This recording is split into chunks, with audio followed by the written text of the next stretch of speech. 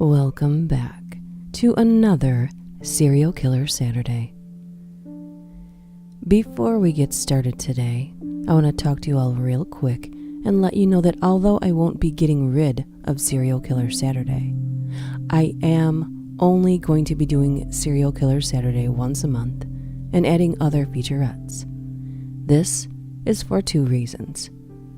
Number one, I don't prefer to feature the same serial killers that everyone else on the planet has featured. I do look very hard and try and show you something new and fresh.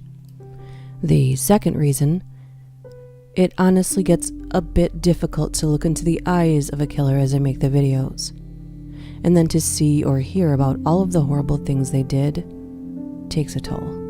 Again, I'm not getting rid of it. I'm just branching out a bit and will still go out of my way to entertain and inform you.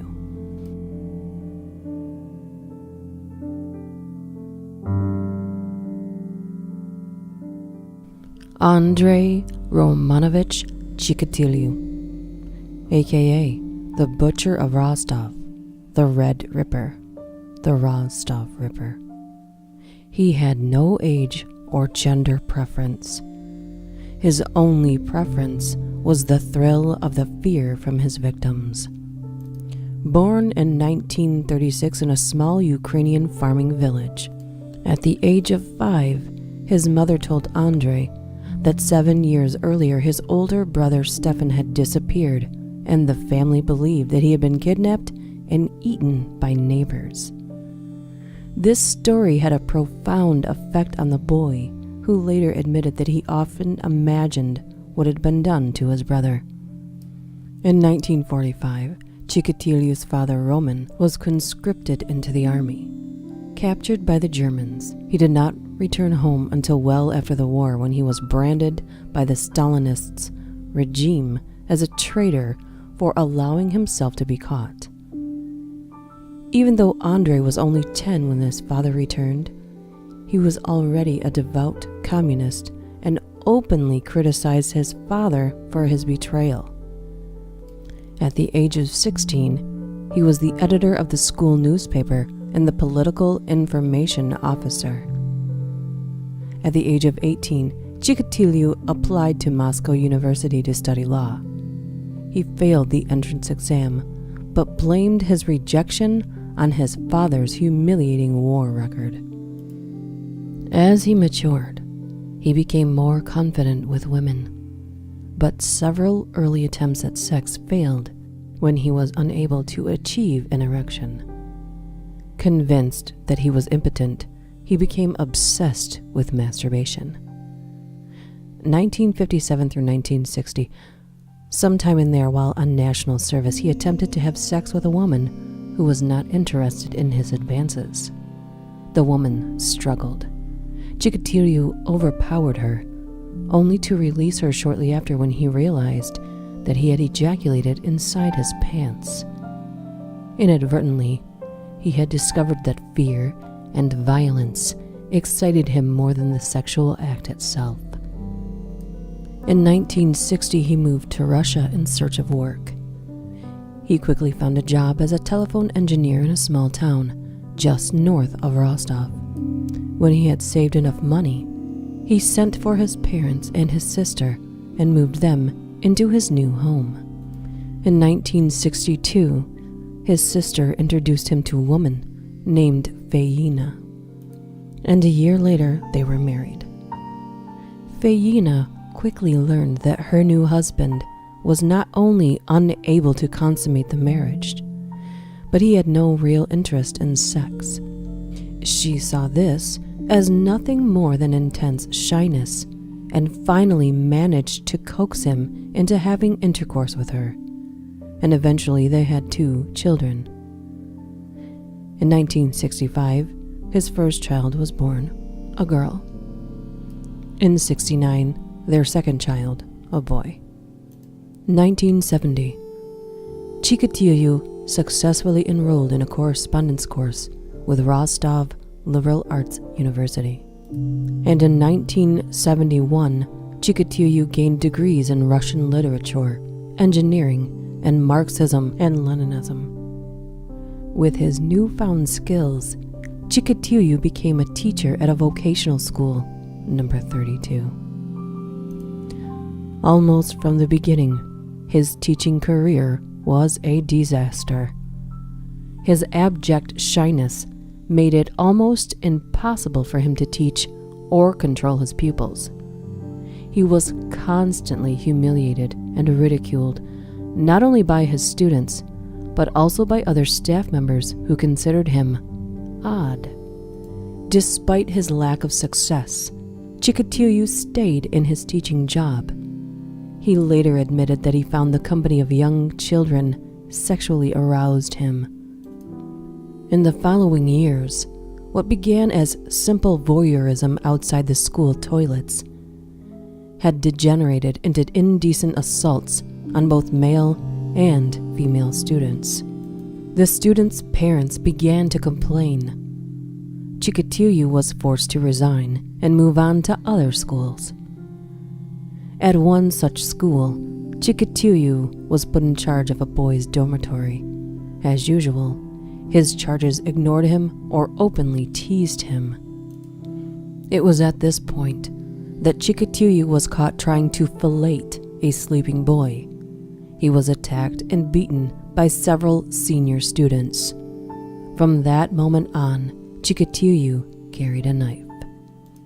In 1978, CHIKATILO moved his family to Shakti. Later that year in December on the 22nd, CHIKATILO killed a 9-year-old girl. She was his first victim, and her body was found 2 days later in the Groshovka River. The police called CHIKATILO in for questioning, but released him shortly after when his wife confirmed the story that he had been home with her the entire evening. Even though the evidence against CHIKATILO was strong, police arrested another person named Alexander Kravchenko, a local man who had previously served 6 years of a 10-year prison sentence for the rape and murder of a 17-year-old girl in 1970.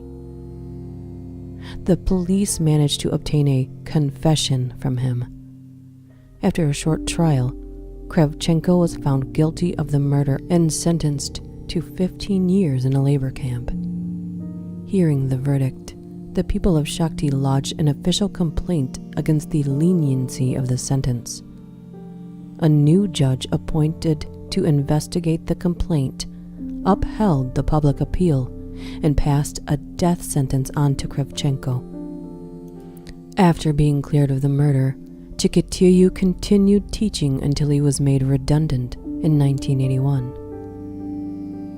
Unable to get another teaching job, he found employment as a supply clerk for a local industrial complex. The job entailed travel to other parts of the country to locate and purchase supplies for the factory. He found that the periods away from home gave him ample time to search for new victims.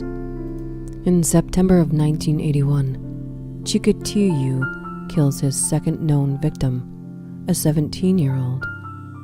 Her body was found the next day. CHIKATILO was elated. While his first victim had left him frustrated and confused, the second had given him an appetite that he found hard to satisfy. In June of 1982, while on another business trip, he killed a 13-year-old girl after following her from a bus stop. After a failed attempt at rape, he produced a knife and stabbed her repeatedly, including several wounds to her eyes.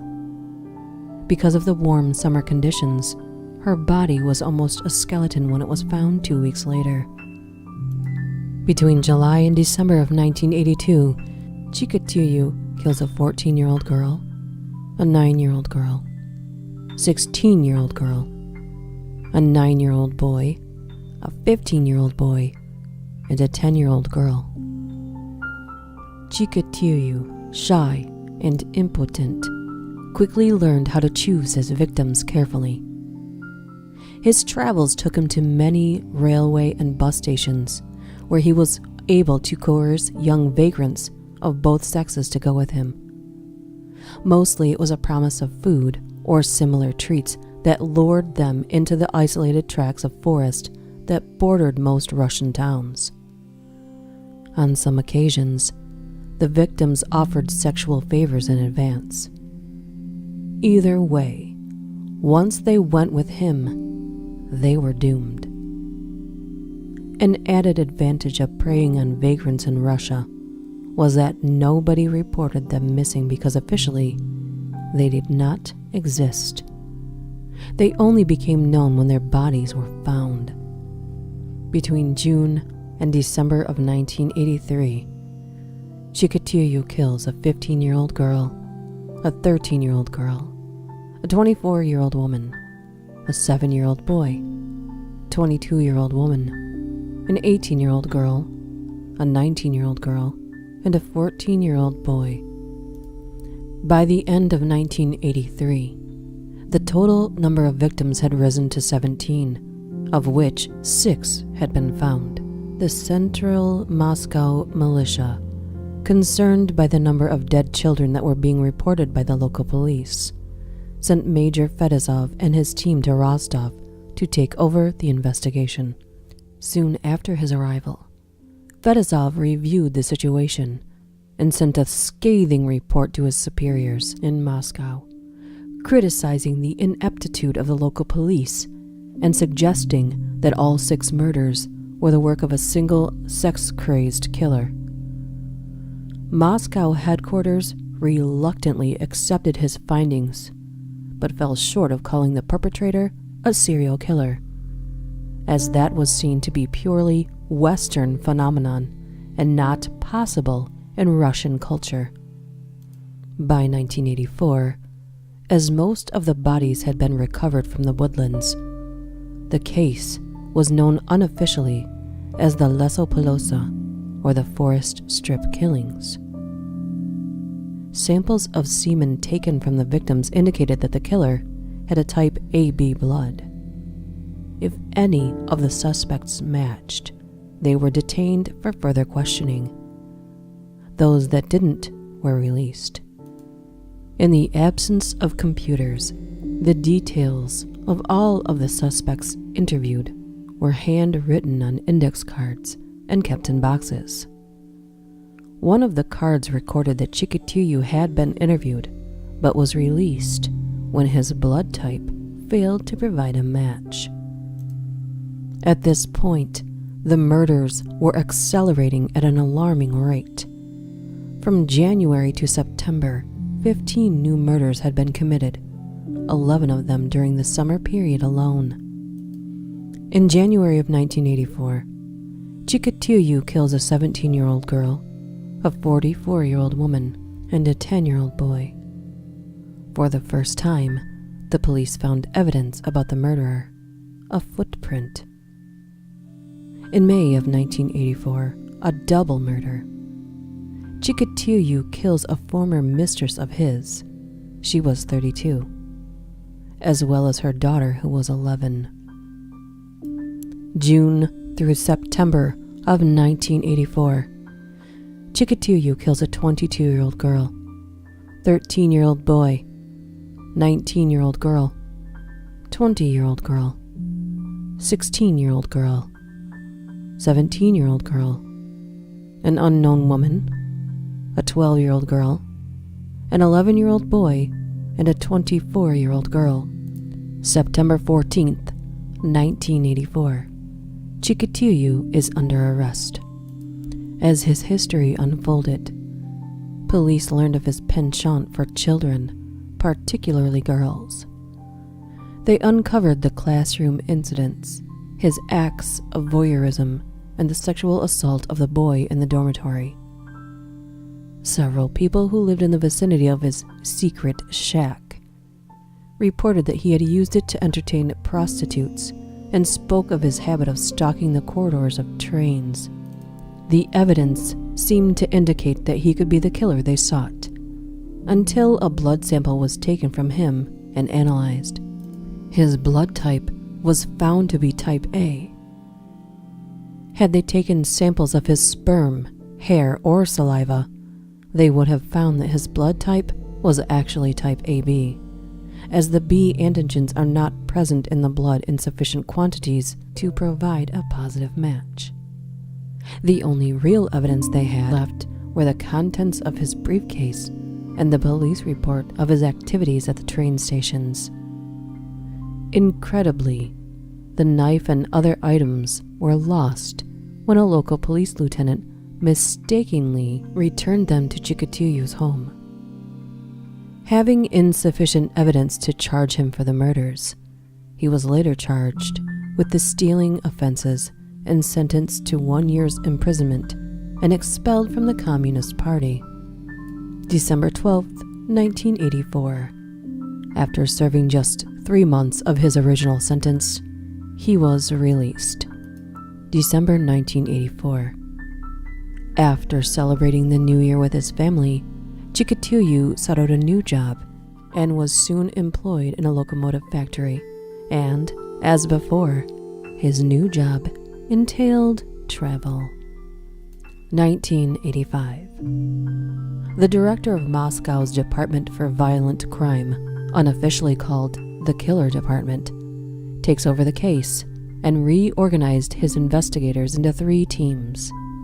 One group concentrated on Shakhty, another on Rostov, and the third on Novoshakhtinsk. His strategy was simple: investigate each murder systematically and focus on the areas surrounding each one. August 1985. During a business trip to Moscow, Chikatilo kills an 18-year-old girl. Later that same month, Chikatilo kills another 18-year-old girl. December 1985. Authorities organized for all trains in the 3 districts to be patrolled by plain-clothed militia and the Druziniki, as the volunteer militia were called. Their instructions were to stop and check the documents of anyone who looked suspicious. In addition, army helicopters were used to patrol the railway lines and the adjoining forests from the air. This increased scrutiny may have been the reason why Chikatilo ceased his activities for nearly 2 years. Whatever the reason, the investigators were later embarrassed to learn that Chikatilo himself, in his capacity as a freelance employer of the Department of Internal Affairs, had been assisting the militia to patrol the trains looking for the killer. Armed with the knowledge that the investigation centered around only 3 areas, he resumed killing in areas far removed from them. 1986. Chikatilo supposedly didn't kill in this year. He spent most of 1986 traveling around the country on buying trips for his employer and celebrated his 50th birthday. In May of 1987, during a trip to the town of Revda, Chikatilo kills a 13-year-old boy. July 1987. During another trip to the Ukraine, Chikatilo kills a 12-year-old boy. The attack was so brutal that a part of his knife blade broke off and was later found at the scene by police. September 1987. A trip to Leningrad in September resulted in the death of yet another boy, 16. April through July of 1988. Chikatilo kills a 12-year-old girl, a 9-year-old boy, and a 15-year-old boy. In March of 1989, Chikatilo kills a 16-year-old girl. The crime occurred at his daughter's apartment.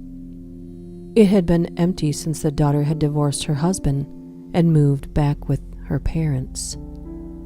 After Chikatilo lured the 16-year-old girl inside, he gave her vodka and seduced her.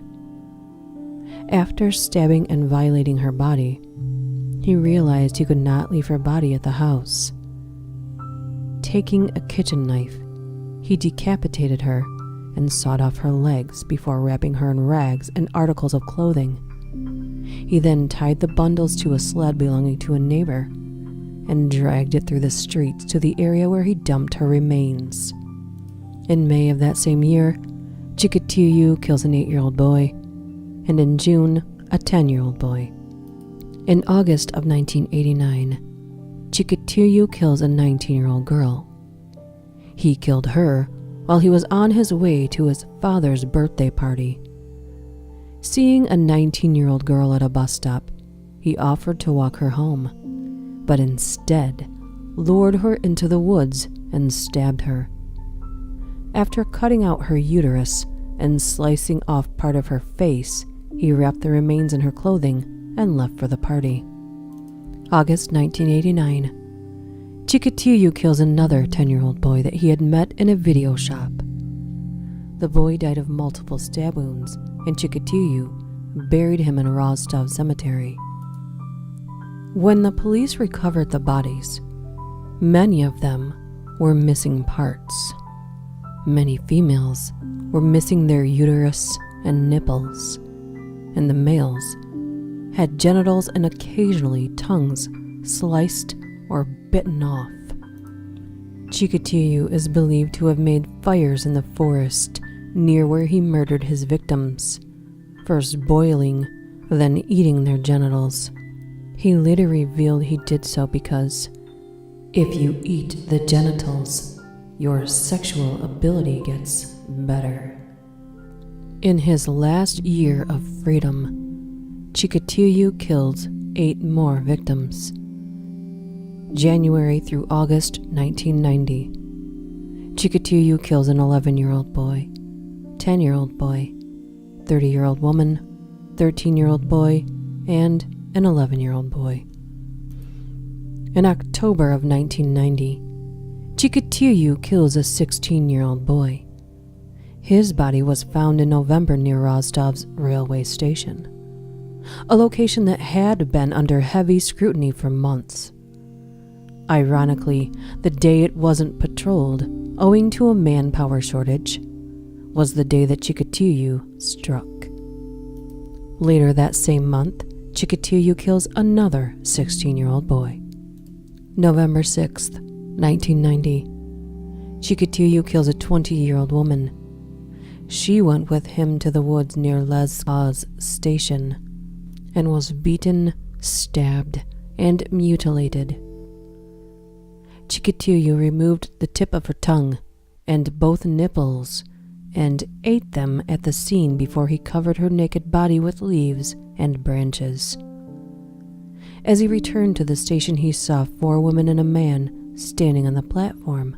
The man, Sergeant Rybakov, a policeman attached to the Forest Belt Task Force, noticed Chikatilo walking beside the platform, wiping sweat from his face. November 20th, 1990. Chikatilo was at work. As his bandaged finger, which had been bitten by one of his victims, was aching badly, he left work and went to a nearby clinic for x-rays. After receiving treatment for the finger, which was broken, he went home. Shortly after, he went out to buy beer. On the way, he attempted to talk to a young boy, but was scared off when a woman approached. He walked further until he met another boy that he engaged in conversation until the boy was called away by his mother.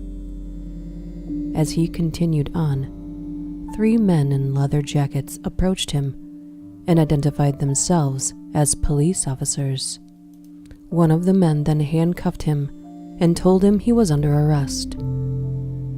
He was then transported to the office of Mikhail Fedosov at the regional headquarters of the Department of Internal Affairs.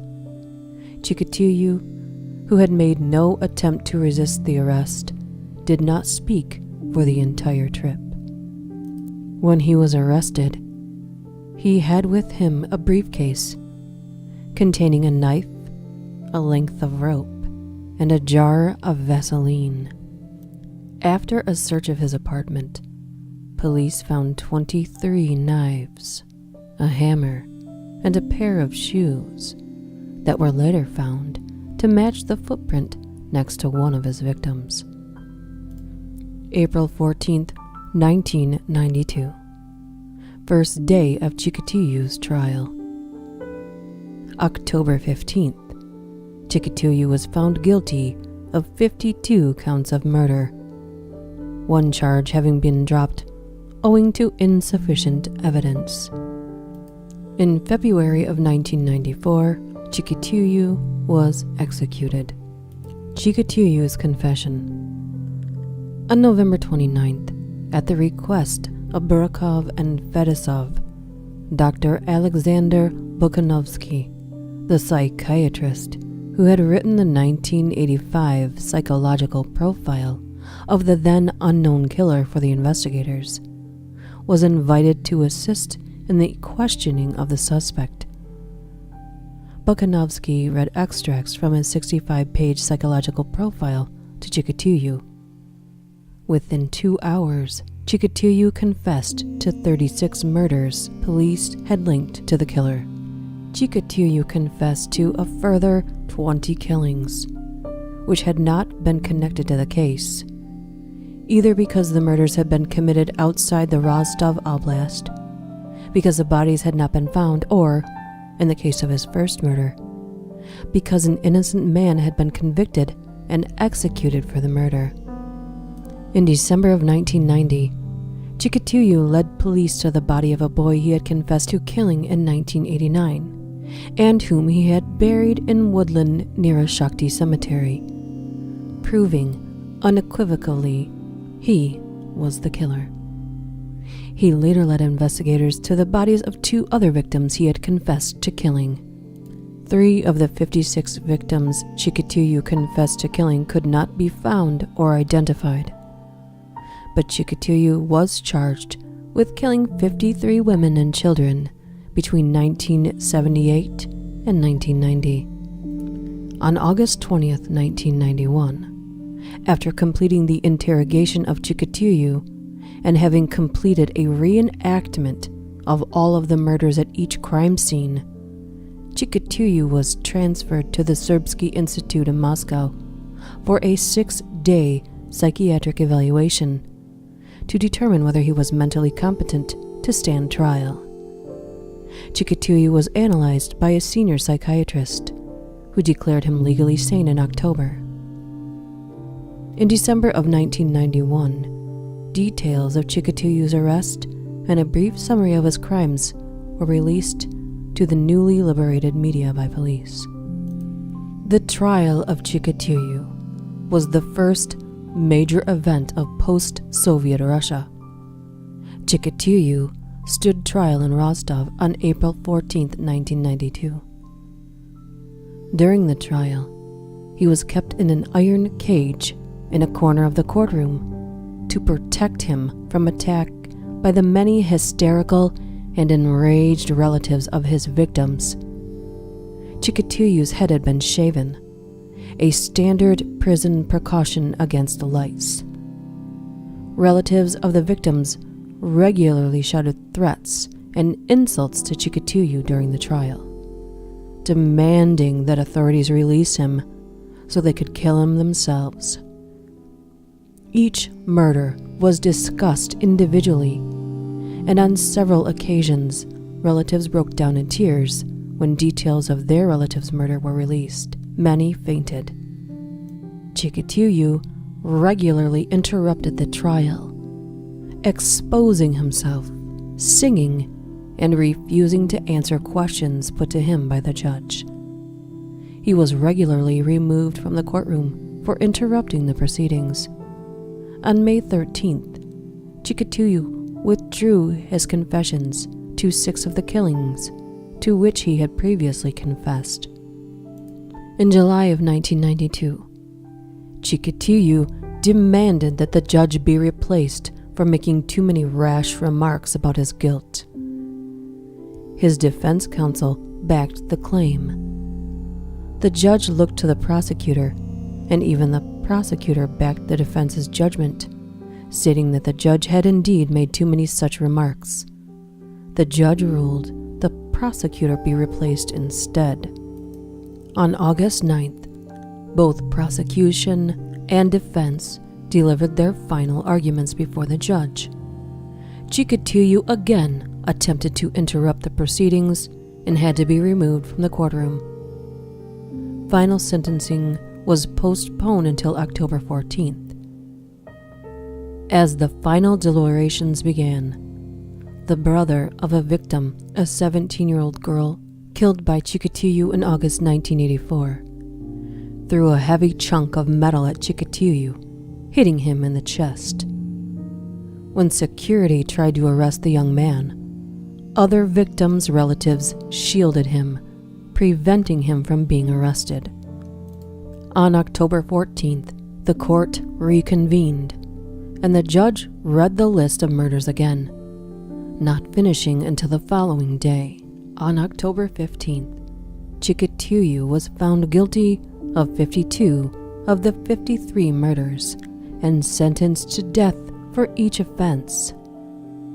Chikatilo kicked his bench across his cage when he heard the verdict and began shouting abuse. He was offered a final chance to make a speech in response to the verdict, but remained silent. Upon passing final sentence, the judge made the following speech.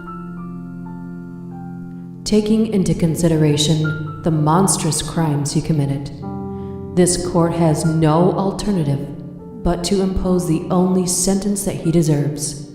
I therefore sentence him to death. On January 4th, 1994, Russian President Boris Yeltsin refused a last-ditch appeal for clemency. On February 14th, Chikatilo was taken to a soundproof room in Novocherkassk prison and executed by a single gunshot behind the right ear. Well, I wonder who the lucky person was. I would imagine there was a lineup, starting with the families of his many victims. Chikatilo went out of his way to act like a fool in his cell/cage in the courtroom during his trial. No doubt so that he would be deemed insane.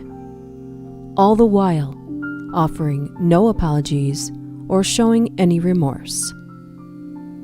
I would rightfully argue that his actions before he was caught and after would not constitute the mindset of a sane man. Monsters walk among us every day, and unfortunately they don't wear a sign telling us what they are. This case has inspired one of the new Saturday featurettes to be Psychological Disorders and Conditions, perhaps allowing us to delve deeper into the mind of a killer. Because after all, if you treat the disease, you avoid the end result, death. If you have a serial killer you would like to see featured here, please contact me through any of my social media links, or leave a comment here. See you next time.